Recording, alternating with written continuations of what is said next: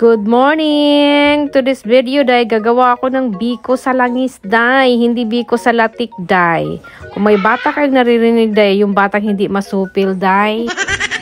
Bago ko simulan ang pagsasayaw ko dyan sa kusina, day, ay nako, day, kailangan talaga natin ng camera, day. Kaya nagsali-sali man tayo nitong vlog-vlog, day, ay nako, day, panindigan na talaga natin yan, day. Isang lata lang palang ginamit ko yung gata dyan, day, kasi ayaw ko man na magluto ng marami walang kakain, day, oy.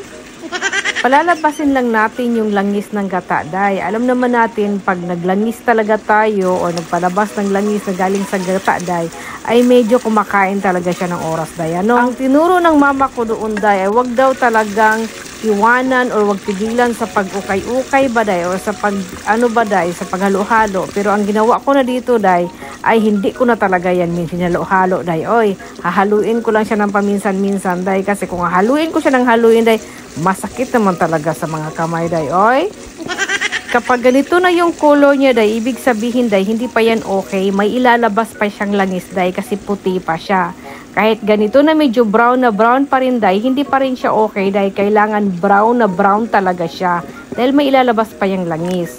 Yung luma ko palang pinagamitan dati, day, ng nakaraang buwan pala, day, ay hinalo ko na dyan, day, para makarami naman ako ng langis. Itong ganito, day, tinanggal ko na yung lunok, day. Hindi ko alam sa Tagalog, day, kung anong lunok, day. Lunok kasi sa Bisaya itong ganito, day, oh. Kung gusto niyo talaga na malinis talaga yung langis nyo, ay pwede niyo naman salain, day. Pero ako, day, okay na yun, day, kahit may naiwan na kunting lunok, day. Ang malagkit na ginamit ko pala dito, day, ay 2 cup lang. Kasi nga, kukunti lang ang niluluto ko ngayon. Dahil ako lang man nakakain dyan, day, oy. Ilagay ko na yung malagkit na luto na dyan, day, dito sa may langis, day. Nakaapoy pa pala yan, day. Hindi ko pinatay yung apoy.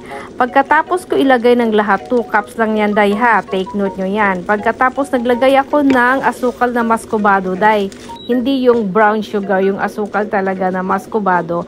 1 1/2 cup lang palang ginamit ko, day. Pero kung gusto nyo na matamis, day, kayo na mong bahala mag-adjust, day. Huwag natin siyang tigilan, halu-haluin talaga, day, hanggang sa magpantay na yung color niya, day.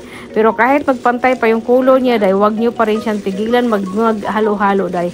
Hanggang tuloy pa rin sa paghahalo, day, hanggang sa nararamdaman nyo na yung sandok nyo ay parang nanglalaban na siya doon sa malagkit.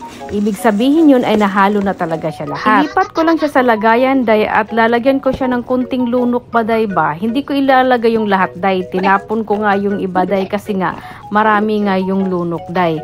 Alam nyo ba itong biko na ito, day? Hinahanap-hanap ko to matagal ng panahon, day.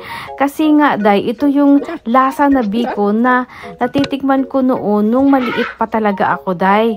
Ganito pala pagluto noon. Biko sa langis pala, hindi pala biko sa latik.